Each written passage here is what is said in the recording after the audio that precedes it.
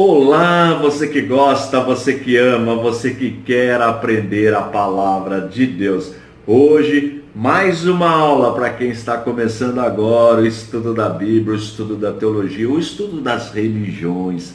Aula de hoje, matéria nova, catolicismo. Olha que assunto importante. Já viu falar do Papa Francisco? Com certeza você já viu o Papa Francisco. Então nós vamos trabalhar, conhecer a história desta religião. E lembrando, deixa eu já colocar aqui um slide. Olha que importante esse slide. Sempre eu mostro aqui quando eu vou tratar de uma nova religião. Diz o artigo 18 da Declaração Universal dos Direitos do Homem. Todo homem tem direito à liberdade de pensamento, consciência e religião. Este direito inclui a liberdade de mudar de religião ou crença, a liberdade de manifestar esta religião ou crença pelo ensino, pela prática, pelo culto e pela observância, isolado ou coletivamente, em público ou em particular. Então, o que eu vou fazer aqui? Eu estou exercendo um direito. Não posso ofender ninguém, criticar ninguém. Isso não, longe de mim. Isso é até pecado. Mas podemos, no campo teológico, no campo das ideias, conversar, estudar, ensinar, aprender. Só isso. Por que não concordamos com aquela doutrina, com aquele ensino? Por que nós ensinamos desta forma? É sempre no campo das ideias. Então, por que nós vamos estudar o catolicismo? Porque, olha esse slide que interessante, a população mundial já atingiu 7 bilhões e meio de pessoas. Você sabia disso? Mais de 7 bilhões e meio. Eu vou trabalhar com número redondo para facilitar o aprendizado. Cristãos, nós temos 2 bilhões e meio de cristãos. Portanto, para cada 3 habitantes do planeta Terra, 1 é cristão. Ocorre que, por exemplo, o Brasil é um país cristão, praticamente, quase mais de 95% da população é cristã. Agora, tem países que a população não é cristã, e são países grandes. Por exemplo, a Arábia não é um país cristão, é um país muçulmano.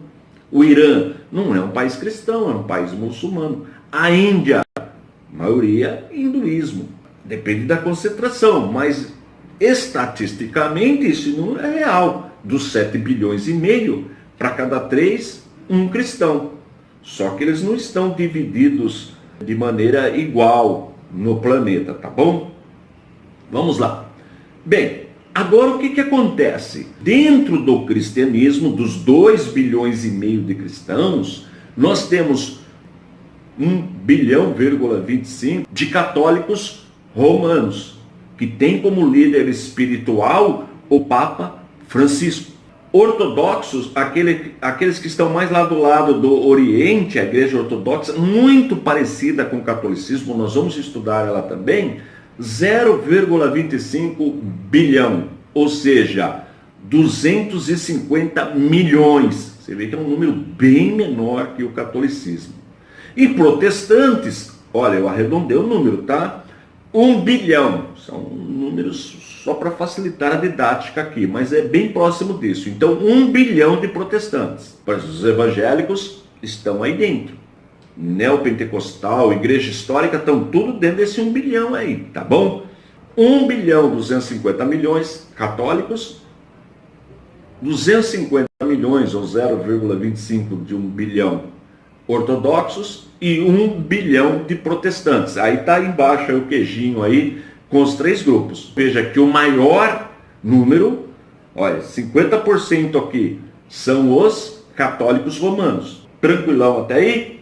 Agora, qual é a diferença básica entre protestantismo e os católicos, tanto os romanos como os ortodoxos? Tem uma diferença básica, fundamental. É que para nós, a única fonte de autoridade religiosa, a única fonte é a Bíblia. É a palavra de Deus. É uma das bandeiras do protestantismo. A nossa fonte de fé, a nossa crença, as doutrinas são bíblicas, 100% Bíblia. Já o catolicismo romano tem como fonte religiosa a Bíblia e a tradição. A Bíblia é a tradição, hoje chamada também de magistério da tradição. E o que é esta tradição? Tudo aquilo que os papas escreveram, que os bispos escreveram e tiveram o aval, a assinatura do Papa. Então toda essa documentação histórica da tradição, para o catolicismo tem valor igual ou até maior do que a Bíblia. Entenderam uma diferença básica? Então, para nós, protestantes, esse 1 bilhão, a regra de fé é a Bíblia. Ponto. Para este outro 1,5 bilhão, que são 1 bilhão 250 milhões de católicos e 250 milhões de ortodoxos, a regra de fé é a Bíblia e a tradição. Ocorre que muitas vezes a tradição diz uma coisa e a Bíblia diz outra.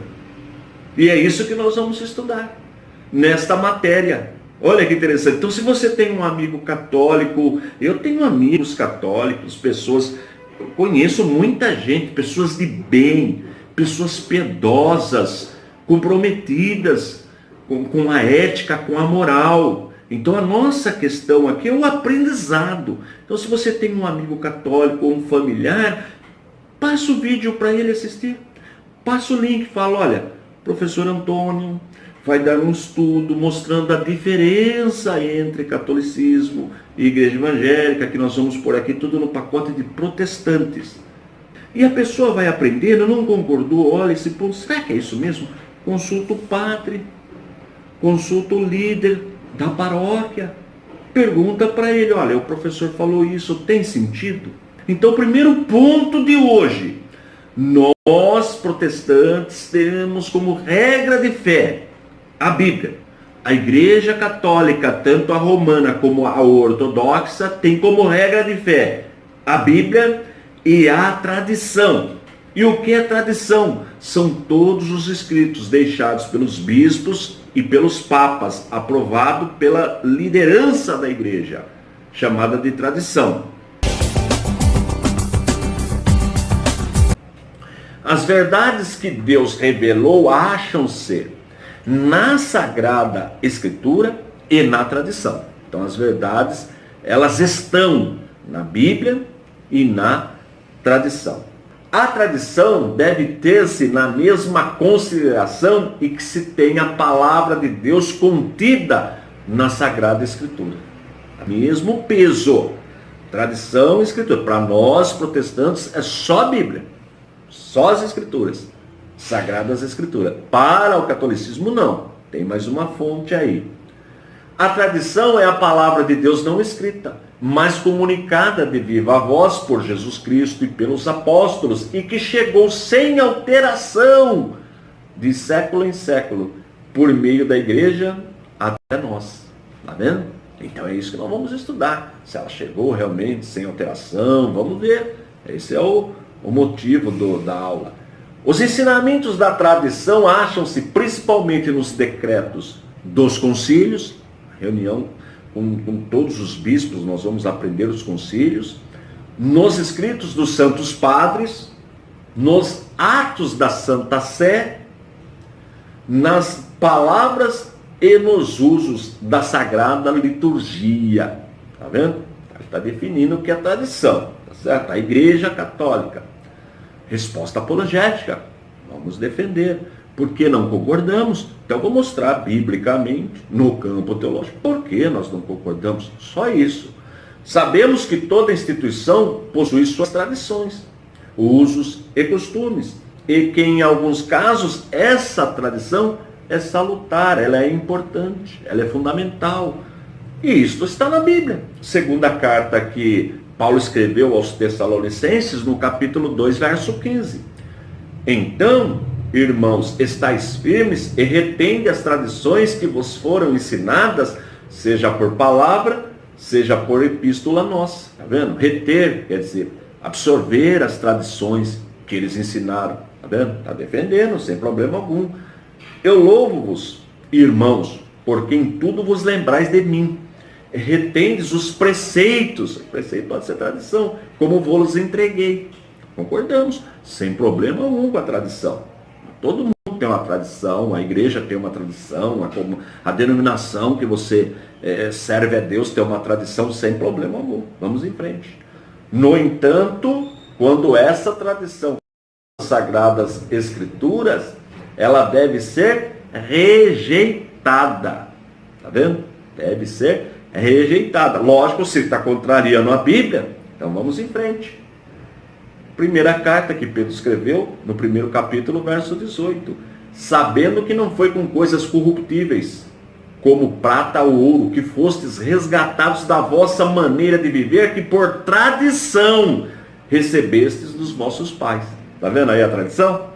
Aí a tradição já não é boa, já não é aceita. Está vendo? Então tem que julgar a tradição. Vamos em frente. Mateus 15, 6. E assim invalidastes pela vossa tradição o mandamento de Deus. Jesus falando com o povo judeu. Eles estavam invalidando, né, a palavra pela tradição. Está vendo, ó, o problema da tradição? Então é isso que nós vamos estudar.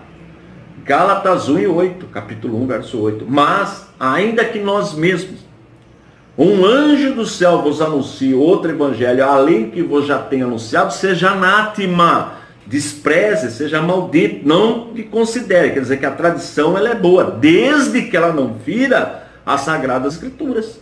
É isso aí. Então esse é o objetivo. A proposta do nosso trabalho, do nosso ensino, é analisar agora a tradição. Se a tradição seguida pela Igreja Católica está em conformidade com a palavra de Deus. Esse é o campo do nosso trabalho e do nosso estudo, tá bom? Bem, só uma informação, olha que interessante, essa informação não é mais válida. Tremeu aí um pouquinho, desculpa aí. Bom, vamos lá. A Igreja Católica Romana, no Concílio de Tolosa, em 1222, proibiu a leitura da Bíblia aos leigos, passando a tradição ter mais autoridade que a palavra de Deus. É uma informação. Ó, como que é a tradição? Então a igreja, a liderança, o Papa assina um decreto proibindo pessoas leigas lerem a Bíblia. Você sabia disso? Está aí, ó, 1222, você pode checar. Claro que hoje não é mais assim, mas só uma informação do perigo da tradição. Quer dizer, proibir lendo a Bíblia, passando a tradição ter mais autoridade. Quer dizer, o leigo, né, aquele que não pertencia à classe sacerdotal católica, era proibido de ler a Bíblia. Então ele dependia exclusivamente da tradição oral, daquilo que a liderança falava. Tá vendo? Fato histórico. Bom, agora nós vamos ver essa tradição através dos séculos. O que aconteceu? Um item eu já mostrei para você. O povo foi proibido de ler a Bíblia em 1222. Os católicos, veja que situação, tradição, tá vendo? Como ela é perigosa, mas calma aí, nós vamos estudar toda a tradição através do século e comparar com a Bíblia, que é a proposta do nosso ensino. Vamos percorrer rapidamente uma informação importante sobre a igreja através dos séculos. Não cremos na teoria de que a igreja tenha se apostatado, negado a fé, que a igreja tenha sido interrompida através dos séculos. Não cremos nisso, porque Jesus garantiu que isto não ocorreria. Mateus 16 e 18. Olha o que Jesus disse: pois também eu te digo que tu és Pedro, e sobre esta pedra edificarei a minha igreja, e as portas do inferno não prevalecerão contra ela. Olha que informação. Não tem como interromper a igreja. Olha o que diz Efésios capítulo 3, verso 21. Há esse glória na igreja, por Jesus Cristo, em todas as gerações, para todos sempre. Amém. O cristianismo nunca ficou sem representante na terra. A partir da descida do Espírito Santo no dia de Pentecostes, até hoje o Espírito Santo continua conduzindo a igreja. A igreja é santa. Agora, existem ensinamentos humanos que nós chamamos de heresias. É isso que nós vamos trabalhar. Mas a igreja está sempre firme cumprindo o seu papel. Deus nunca ficou sem representante na terra. Sempre nós vamos encontrar pessoas que temem a Deus. Da mesma forma, a igreja é a autoridade, a representante legal de Deus na terra. Não tem como o inferno, o Satanás e seus anjos do mal interromper a igreja. Isso é impossível, porque o mestre da igreja é o Espírito Santo. Falar que a igreja se apostatou é até falar contra o Espírito Santo. É blasfemar contra o Espírito Santo. Precisa tomar muito cuidado com comentários contra a igreja de Cristo, tá bom? Muito cuidado. Vamos em frente. Sempre houve os que rejeitavam a autoridade papal. Isso é verdade. E o padrão imposto pela igreja. Eles eram a igreja de Jesus Cristo. Dentre eles mencionamos os cátaros, os albigenses, os valdenses. Deus sempre teve testemunhas na terra. É o que eu acabei de dizer. Veja esse texto aqui de Gênesis, por exemplo, 6 versos de 5 a 8. E viu o Senhor que a maldade do homem se multiplicava sobre a terra, e que toda a imaginação dos pensamentos do seu coração era só má continuamente. Então arrependeu-se o Senhor de haver feito o homem sobre a terra, e pesou-lhe em seu coração. E disse o Senhor: destruirei o homem que criei de sobre a face da terra, desde o homem até o animal, até o réptil, até a ave dos céus, porque me arrependo de haver feito, de os haver feito. Noé, porém, achou graça aos olhos do Senhor. Nós já estudamos em História dos Hebreus que 8 pessoas apenas foram salvas do dilúvio. Noé, ele pregava, ele ensinava a verdade, ele temia a Deus. Agora, existem dentro do sistema, não igreja como corpo de Cristo, igreja como instituição, existem heresias, desvios doutrinários. Por exemplo, o culto católico. Não é necessário sequer estudar os dogmas da igreja católica para perceber o seu desvio do cristianismo autêntico, e para isso basta assistir a uma missa. Todo aquele aparato e ritual é característica do paganismo. Ninguém encontra esse modelo de culto no Novo Testamento. Já foi assistir a uma missa? Até mesmo pela televisão? Todo aquele ritual, tudo aquilo, você não encontra na Bíblia aquele modelo. Não tem. Então é muito estranho. Agora você encontra muita coisa parecida com o paganismo. Muitos elementos da missa parecidos. Mas na Bíblia você não encontra aquele modelo de culto. O culto cristão é simples, conforme declara a Bíblia. Que fareis, pois, irmãos, quando vos ajuntais? Cada um de vós tem salmo, tem doutrina, tem revelação, tem língua, tem interpretação. Faça-se tudo para edificação. Então esse é o modelo de culto cristão. Está registrado na primeira carta que Paulo escreveu aos Coríntios, capítulo 14. Vamos aprofundar mais um pouquinho. A instituição do papado. Você sabe como surgiram os papas? Como foi toda essa hierarquia eclesiástica da Igreja Católica? Nós vamos aprender. A instituição do papado. Já viu falar do Papa Francisco? Claro que já. Eu mesmo tive o privilégio de ver uma palavra, um sermão do Papa Francisco no Rio de Janeiro, pessoalmente. Foi muito interessante a argumentação do Papa. Foi uma festa muito bonita, pessoas piedosas, muitos vieram de longe para ver o seu líder ministrar. Foi muito interessante. Agora, nós vamos estudar no campo teológico. Não, pessoal, claro que o Papa Francisco é um homem impetuoso, um homem que está buscando acertar sempre. Claro, nós vemos isso aí nos seus artigos, nos seus escritos. Mas nós vamos estudar como surgiu essa instituição. Que pecado é nisso? São argumentos históricos que, se você for católico, pode conferir, pode buscar literatura. Aliás, vou citar as fontes, tá bom? Então, tudo no campo das ideias, nada pessoal, ok? Bem, então o catolicismo romano afirma que o Papa, a quem chamamos também Sumo Pontífice, ou Romano Pontífice, é o sucessor de São Pedro na sede de Roma, o vigário de Jesus Cristo na terra e o chefe visível da igreja. Então isso está no terceiro catecismo de doutrina cristã. É uma publicação católica. Então, vigário de Cristo, quer dizer, ele substitui Cristo aqui na terra. É isso que o texto está falando. Texto católico. E mais, um cristão assim, cuja vida é conduzida pelo Espírito, não porá nunca em questão a obediência devida às diretivas da igreja ou do sucessor de Pedro, o Cristo visível na terra. Então, para a Igreja Católica, segundo os escritos, o Papa, ele é o Cristo visível aqui na terra. Tá bom? É isso que o texto está ensinando.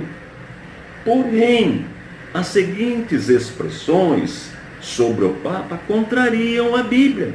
É isso que eu vou fazer. Vou mostrar na Bíblia. Se você for católico, tem uma Bíblia católica, pode conferir na sua Bíblia. Só mostrando, há uma contradição. Só isso. Vamos em frente? Primeiro, Sumo Pontífice. Jesus é o sumo pastor, está acima de tudo. Jesus está acima de tudo. Não tem ninguém igual ele. Porque o próprio Pedro, que a Igreja Católica diz ter sido o primeiro Papa, escreve na sua primeira carta, capítulo 5, verso 4.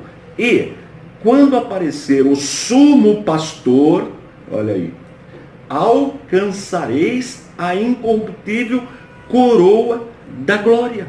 Quando aparecer, quem é o sumo pastor? Jesus Cristo, não o Papa.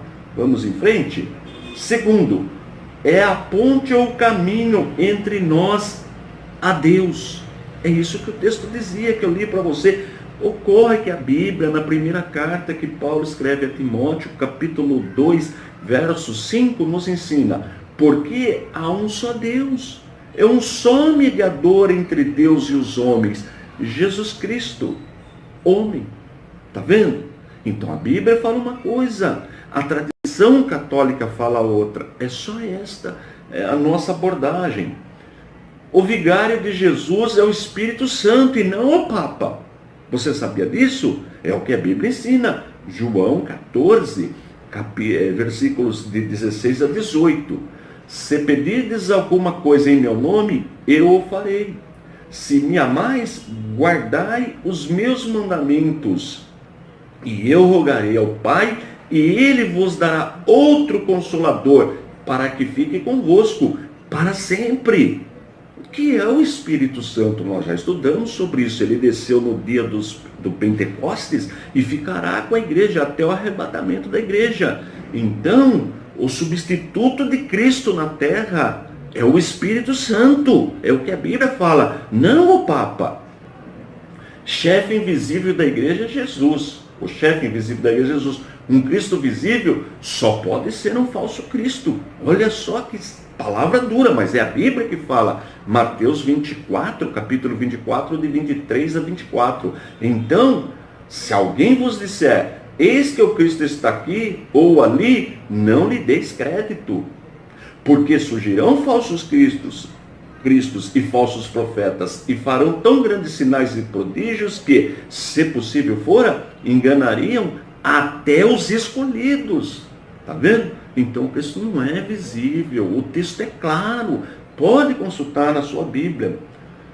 Falando das prerrogativas do Papa, o ensino católico é o seguinte: pode errar o Papa ao ensinar a igreja? O Papa não pode errar. Quer dizer, é infalível nas definições que dizem respeito à fé e aos costumes. Aí, terceiro, catolicismo da doutrina cristã, onde está escrito só aí. Nós sabemos, não, é só analisar a história que o Papa erra. Está provado isso aí, pede desculpa, pede perdão. Então não bate esta informação, tá bom? Simples, isso aí é claro, você já deve ter visto, se você é católico, até o Papa Francisco já pediu perdão. Erra, a igreja erra, certo? A liderança da igreja comete erros. Mas vamos para a Bíblia. Todo homem é falível. Você sabe disso. Está em Romanos capítulo 3, versos 3 e 4. Pois que, se alguns forem incrédulos, a sua incredulidade aniquilará a fidelidade de Deus? De maneira nenhuma. Sempre seja Deus verdadeiro e todo homem mentiroso, como está escrito, para que sejas justificado em tuas palavras e venças quando fores julgado.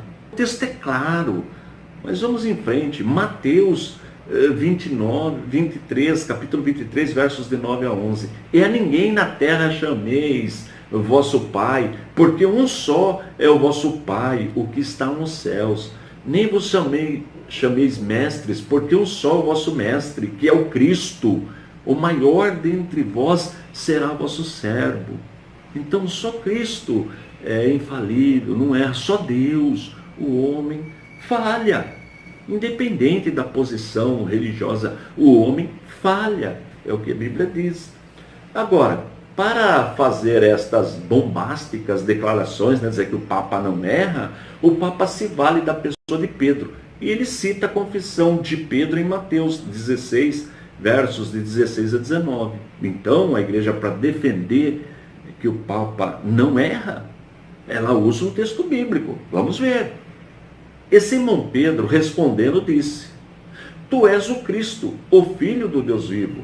E Jesus, agora Jesus, respondendo, disse-lhe: Bem-aventurado és tu, Simão Barjonas, porque tu não revelou a carne e o sangue, mas meu Pai que está nos céus. Pois também eu te digo que tu és Pedro, e sobre esta pedra edificarei a minha igreja, e as portas do inferno não prevalecerão contra ela. Eu te darei as chaves do reino dos céus, e tudo que ligares na terra será ligado nos céus, e tudo que desligares na terra será desligado nos céus. Está vendo? Então esse é o argumento da Igreja Católica, os teólogos, né, os bispos, a liderança usa esse texto para defender.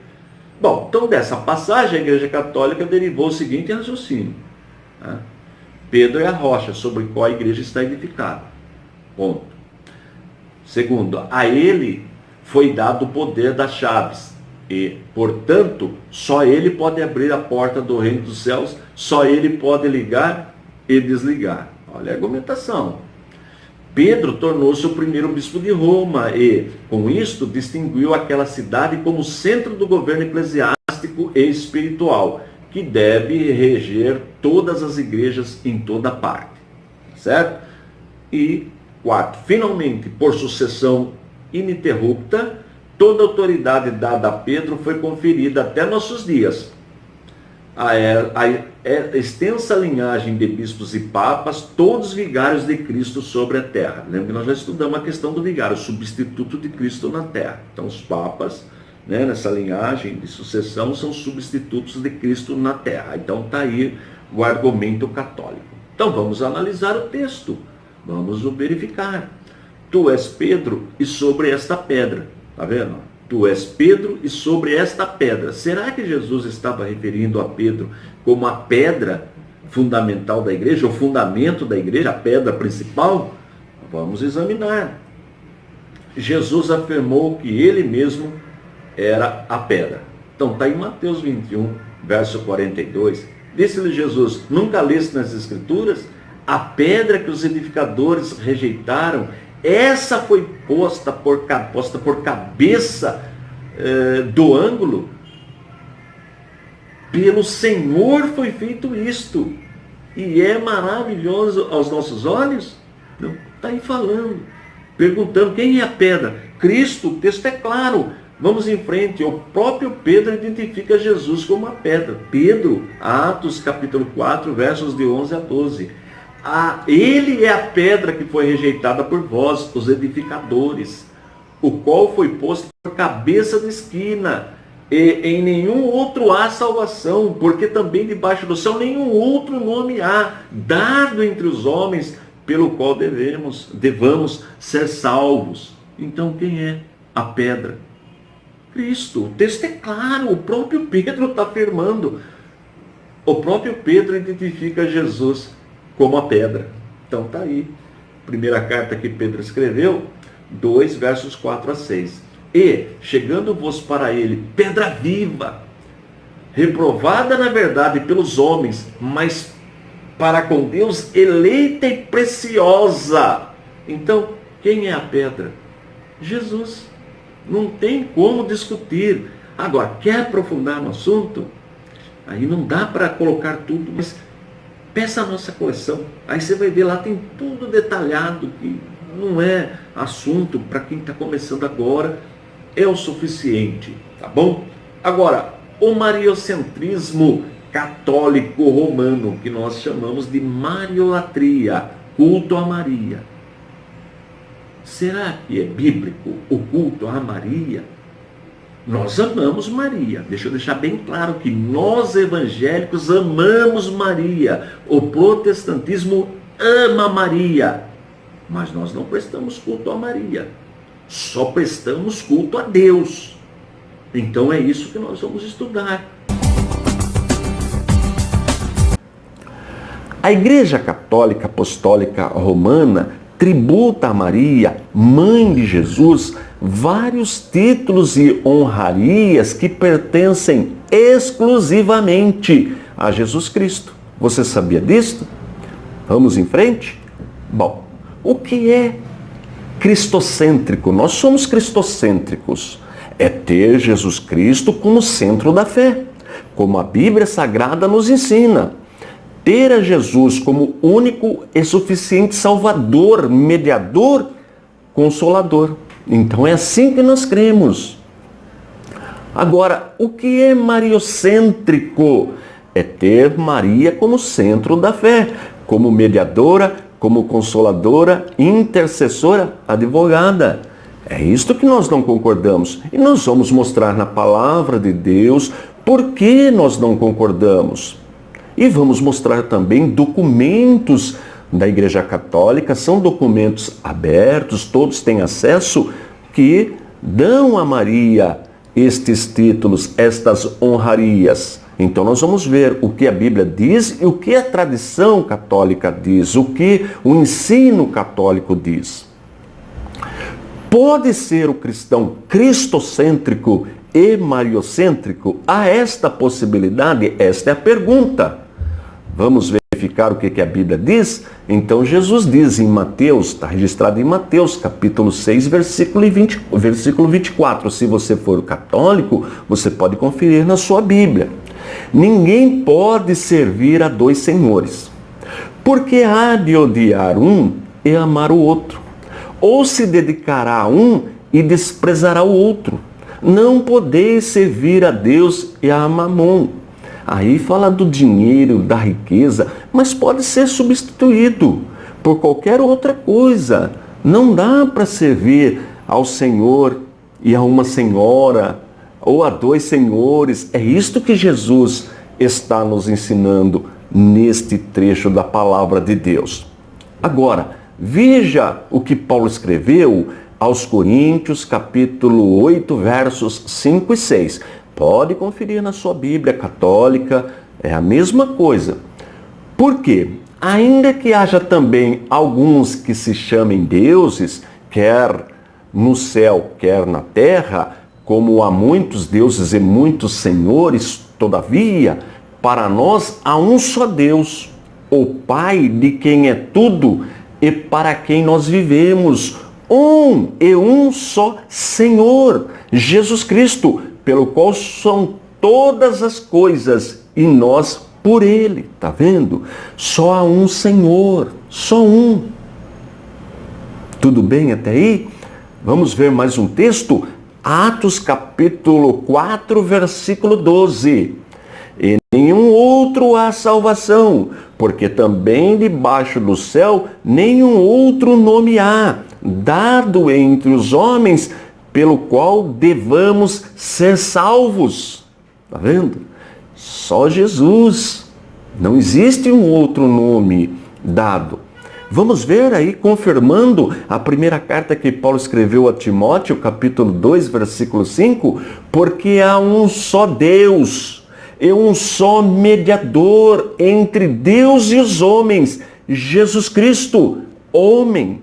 Está vendo que a Bíblia ela é clara nestes assuntos? Então Maria, mulher escolhida por Deus, mulher santa no sentido de separada do pecado, ela foi escolhida para ser mãe do nosso Salvador.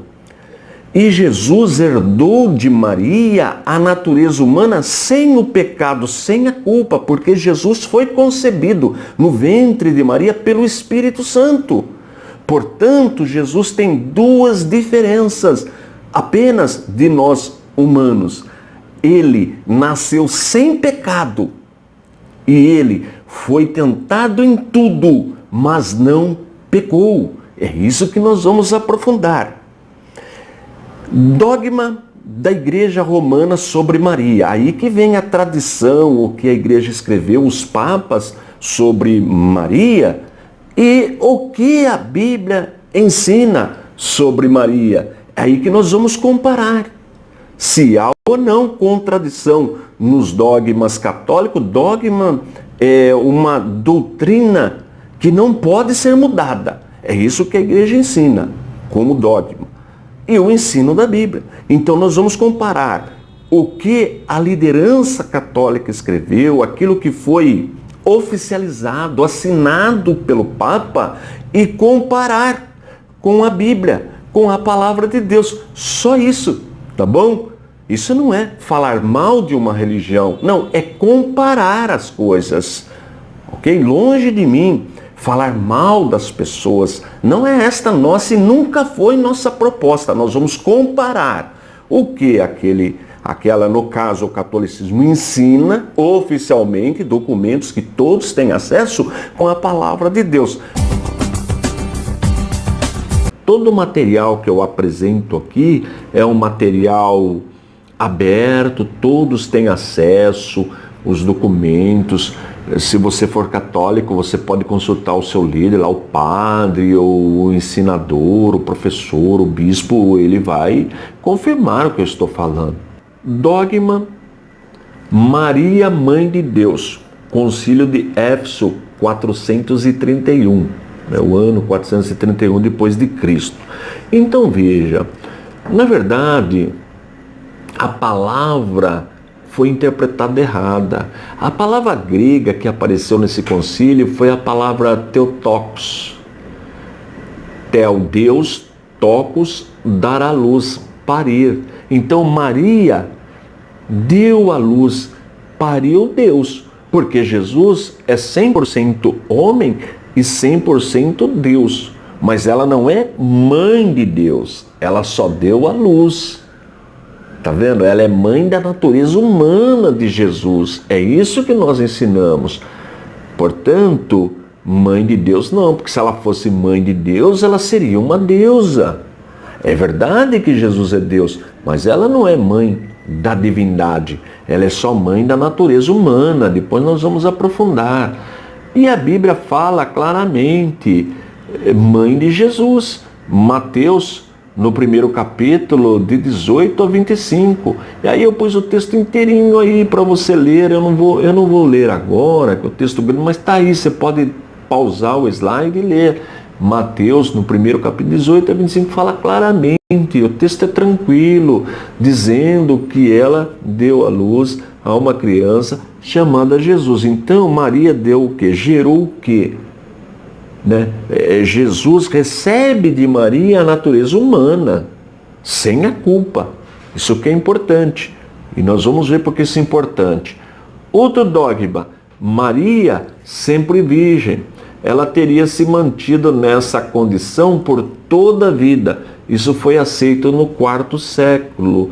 Eu não sei qual seria o problema Maria ter tido um relacionamento normal com José, depois que a criança nasceu, passou aquele período de recuperação, tudo. Eu não tenho motivo para ter qualquer preconceito sobre a relação, até porque a relação entre o casal foi ordenada por Deus antes do pecado. Está em Gênesis 1:28. Antes do homem pecar, Deus já tinha estabelecido o casamento. Então não teria pecado nenhum. Isso é uma coisa muito interessante. Então Maria teve outros filhos. Está em Mateus, no primeiro capítulo, verso 25, Marcos 6, 3 e 4. Nós não temos dificuldade em entender isso aí. Olha aí. E não a conheceu até que deu à luz seu filho, o primogênito, e pôs o nome de Jesus. Então, primogênito, o primeiro, teve outros irmãos, e o seu marido não a conheceu, quer dizer, ele não teve relação com ela, é verdade, antes de Jesus nascer, porque Jesus foi concebido pelo Espírito Santo. Mas qual seria o problema? Maria, depois que ela deu à luz a Jesus, já cumpriu o seu papel, o seu chamado por Deus, ter uma vida normal com José. Não vemos problema nenhum nisso. Tem nada a ver relação sexual com pecado, a relação entre o casal. Não tem nada a ver. Já disse e repito, Deus ordenou o casamento antes do homem pecar.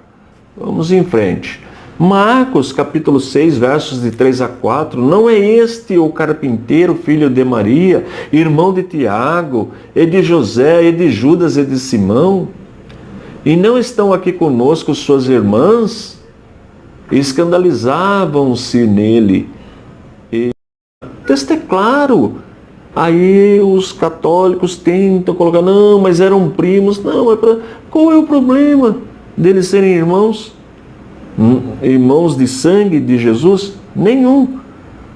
Dogma: Maria Imaculada foi concebida e nasceu livre do pecado original, declarado pelo Papa Pio IX em 1854. 1854 o Papa faz esse documento dizendo que ela foi concebida sem pecado, mas a Bíblia é clara. O Tomo de Leão, um documento escrito pelo Papa Leão, aí está a data entre 440 a 461 depois de Cristo, diz assim, tem na Bíblia apologética, se você tem a Bíblia, pode procurar aí Tomo de Leão, trechinho, ele assume, o Senhor tomou da mãe a natureza, não a culpa. Então o Papa reconhecia que Maria tinha sim o pecado original. Nesse documento oficial da igreja, Maria nasceu sob pecado original, debaixo do pecado original. Vamos ver Lucas 1:47, Romanos 3:23, 5 e 12. E o meu espírito se alegra em Deus, meu Salvador. Ora, se ela precisava de um Salvador, é porque ela tinha pecado. Quem precisa de um Salvador? Por que nós precisamos de um Salvador? Porque nós somos pecadores. Então Maria reconhece que precisava de um Salvador. Romanos 3:23, olha a clareza do texto, porque todos pecaram e destituídos estão da glória de Deus. Todos pecaram. Romanos 5, verso 18, portanto, como por um homem entrou o pecado no mundo, e pelo pecado a morte, assim também a morte passou a todos os homens, por isso que todos pecaram. O texto é claro, não tem dificuldade de entender. Ele entra em contradição com o dogma católico, que é recente. Dogma de Maria, assunta ao céu, declarado pelo Papa Pio XII em 1950. Olha aí, ó. Onde que tem isso na Bíblia? Maria aguarda a ressurreição. 1 Tessalonicenses, capítulo 4, de 13 a 18. Não quero, porém, irmãos, que sejam ignorantes acerca dos que já dormem, para que não vos entristeçais como os demais que não têm esperança. Porque se cremos que Jesus morreu e ressuscitou, assim também os que em Jesus dormem, Deus os tornará a trazer com ele. Dizemos-vos vós, pois isso pela palavra do Senhor, que nós, os que ficarmos vivos para a vida do Senhor, não precederemos os que dormem. O texto é tão claro para nós. Porque o mesmo Senhor descerá do céu com alarido e com voz de arcanjo e com a trombeta de Deus. E os que morreram em Cristo ressuscitarão primeiro. Depois nós, os que ficarmos vivos, seremos arrebatados juntamente com eles nas nuvens, a encontrar o Senhor nos ares, e assim estaremos sempre com o Senhor. Portanto, consolai-vos uns aos outros com estas palavras. O texto é claríssimo. Tranquilão até aí? Muito amor, com muito carinho. Se você é católico, só estamos mostrando o que o dogma diz e o que a Bíblia diz. Só isso, e comparando. Você pode consultar todos os textos na sua Bíblia. Na sua Bíblia. Pode ser Bíblia católica, sem problema algum. Então leia com carinho, com temor de Deus. Observe estes conceitos. Eles são contraditórios. Chega de moleza, catolicismo. Nós estudamos na aula passada os dogmas que os católicos atribuem a Maria, quer dizer, as doutrinas, e comparamos com a Bíblia. A aula está aí, vale a pena conferir. Os sacramentos ensinados na Igreja Católica. São 7 sacramentos que a Igreja Católica ensina para os seus fiéis. Quais são eles? Então, pela palavra sacramento entende-se um sinal sensível e eficaz da graça instituída por Jesus Cristo para santificar nossas almas. Então, isso que ensina o catolicismo. A obra está citada aí embaixo, sempre tem a fonte. Se você não conseguir localizar uma fonte, entre em contato com a gente passa para você. Mas vamos em frente. Bem, então os sacramentos são 7, como eu disse. Batismo, confirmação ou crisma, eucaristia, penitência, extrema-unção, ordem e matrimônio. Então são 7 sacramentos ensinados pelo catolicismo. E nós vamos estudá-los e vamos sempre comparar com a Bíblia. Vamos em frente. Então, argumento católico. Os sacramentos mais necessários para a nossa salvação são 2. O batismo e a penitência. Olha aí que interessante. O batismo é necessário absolutamente para todos. E a penitência é necessária para todos aqueles que pecaram mortalmente depois do batismo. Tá vendo? Então, 2 elementos aí para salvar, para o católico ser salvo. O batismo para todo mundo. E depois do batismo, se a pessoa cometer um pecado mortal, depois nós vamos aprender essa classificação de pecado feita pela liderança católica. E aí tem que fazer a penitência, tá bom? Bem, qual é o maior de todos os sacramentos? Esse é o ensinamento católico. O maior de todos os sacramentos é o sacramento da Eucaristia, porque contém não só a graça, mas também o mesmo Cristo, autor da graça e dos sacramentos. Tá certo? Então, o maior é a Eucaristia. Muito bem. O batismo é o sacramento pelo qual renascemos, para a graça de Deus e para nos tornarmos cristãos. Certo? O sacramento do batismo confere a primeira graça santificante, que apaga o pecado original e também o atual.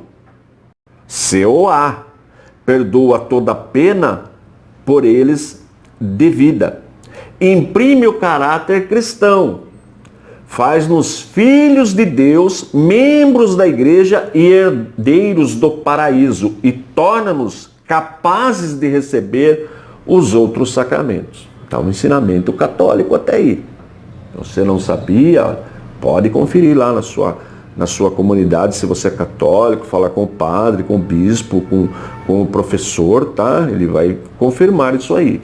O batismo é absolutamente necessário para a salvação, porque o Senhor disse expressamente: quem não renascer na água e no Espírito não poderá entrar no reino dos céus. Aí tudo isso daí está no terceiro catecismo, o material que eu estou usando para expor para você. Essa é a fonte. Então, o terceiro catecismo da doutrina cristã, material católico. Bom, então agora nós vamos para a resposta apologética. Por que nós não concordamos com tudo que foi lido? Então vamos ver na Bíblia, com calma, só comparar, não é para ofender ninguém. Nós mostrando, assim como a igreja escreveu esse documento que todos podem adquirir, e o padre ensina, os professores, os teólogos católicos ensinam isso aí, nós vamos agora mostrar por que nós não concordamos. Isso não é ofender ninguém, longe de mim, é só comparar. Tá certo? Então, o batismo é uma ordenança de Jesus, mas não um sacramento. Batizamo-nos porque somos salvos e não nos batizamos para sermos salvos. Tá vendo? O batismo é uma ordenança de Jesus, é verdade, mas não um sacramento, é uma ordem diferente. Então vamos entender o que é uma ordenança e por que o batismo não salva. Antes vamos ler o texto, Mateus 28, 19. Portanto, ide, fazei discípulos de todas as nações, batizando-os em nome do Pai e do Filho e do Espírito Santo. Então é uma ordem de Jesus. Agora Marcos 16, versos 15 e 16. E disse-lhes: ide por todo mundo, pregai o evangelho a toda criatura. Quem crer e for batizado será salvo, mas quem não crer será condenado. Tá vendo? A condenação é para quem não crer. Veja que foi omitido aqui, quem não crer e não for batizado. Não, quem não crer. Isso é uma informação interessante. Bem, vamos tentar entender o batismo. Eu sempre lanço mão de uma analogia, sempre estou ensinando no seminário, eu lancei mão de uma analogia para você entender, fica fácil. E eu cito quando eu servi o Exército Brasileiro, quando eu completei meus 18 anos. Então o que acontece? Eu fui lá, fiz a minha inscrição direitinho e fui convocado para servir o Exército Brasileiro. A partir do dia que eu comecei a servir o Exército Brasileiro, eu passei a pertencer ao Exército Brasileiro. Se eu cometesse um delito na vida civil, fora do quartel, a polícia teria que chamar o Exército e me entregar para o Exército, porque eu pertencia ao Exército Brasileiro. Agora, mas eu era recruta, eu não era soldado ainda.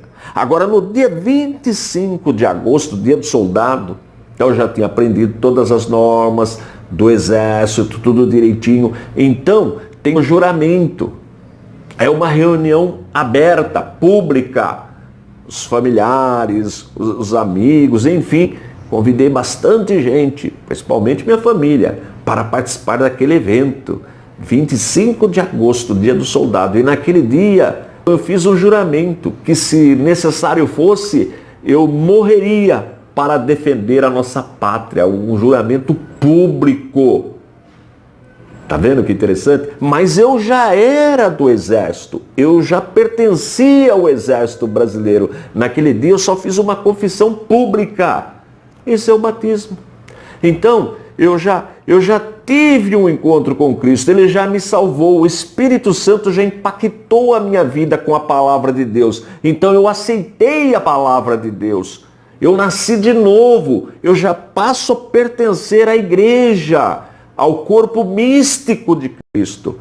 Mas aí, depois que eu fui discipulado, aí eu fui convidado para participar do batismo. Aí eu fiz uma confissão pública que eu realmente queria aquilo para o resto da minha vida. E, se for preciso, morro pelo Evangelho, pela causa de Cristo. Publicamente, sem forçação de barra, eu fiz isto. Eu que quis Então esse é o batismo. Portanto, o batismo não salva ninguém. Só confirma que eu quero aquilo para o resto da minha vida. Tanto é que na Igreja Católica a criança é batizada e depois vem a confirmação, que é a crisma. Por que precisa da confirmação? Porque a criança, quando é batizada, não tem ainda condições de dizer se quer ou não quer aquela fé. Por isso, na Igreja Católica tem a crisma, que é a confirmação. Entendeu? Então, o batismo não salva ninguém. É uma ordenança. E nem a penitência. Porque nós somos salvos pela graça. É isso que a Bíblia ensina. Então, Jesus ensinou sobre as crianças, que elas não se perdem. Olha que interessante o texto de Mateus 18, de 1 a 4, 19, de 13 a 14. Vamos ver? Mateus de 1 a 4.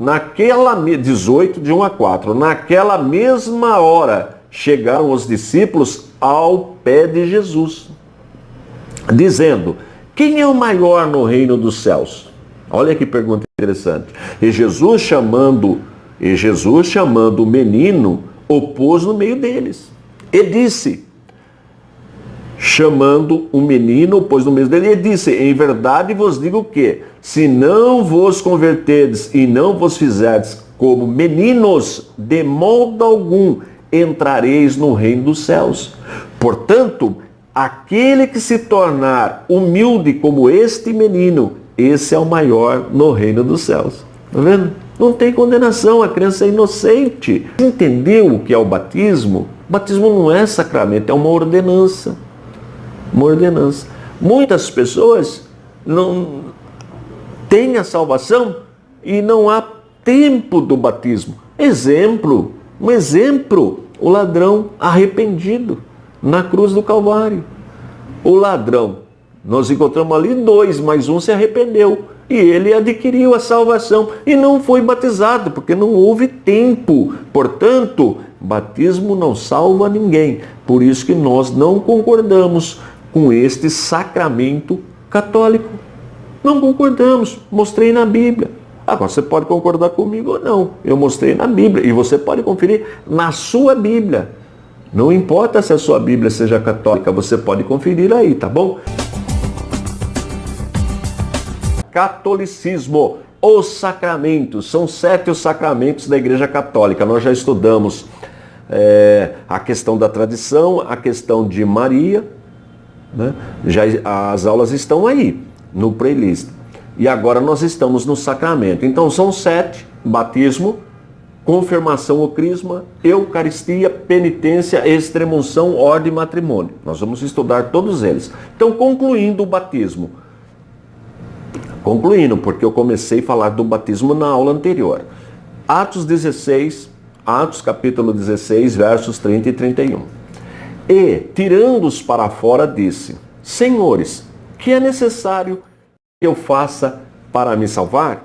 E eles disseram: crê no Senhor Jesus Cristo e serás salvo, tu e a tua casa. Está vendo? Não falou que precisava ser batizado, precisa crer. Crê no Senhor Jesus Cristo e será salvo. Está vendo? Então a salvação, quando nós somos impactados pela palavra, quando o Espírito Santo abre as nossas mentes e nós entendemos que Jesus é muito mais do que um iluminado, como ensina a maçonaria, que ele é muito mais do que um Deus com letra minúscula, como ensinam as testemunhas de Jeová. Que Jesus Cristo é Deus de Deus, da mesma essência, que ele é 100% Deus e 100% homem, que ele morreu para nos salvar. Quando nós entendemos isso e o aceitamos, então nós somos salvos. Eu expliquei isto já na aula anterior. Veja Efésios no capítulo 2, Efésios 2, verso 8. Porque pela graça sois salvos, por meio da fé. E isto não vem de vós, é dom de Deus, é graça. Lembra que eu falei da substituição, vicariedade. Cristo na cruz, quando ele morre, sendo perfeito, ele assumiu a nossa culpa. Por isso que a Bíblia fala: portanto, nenhuma condenação há para os que estão em Cristo Jesus. Nós estamos na graça, ok? Então não é o batismo e a penitência que vai salvar o pecador. Agora a crisma. Confirmação ou crisma, tanto faz. A confirmação ou crisma é um sacramento que nos dá o Espírito Santo.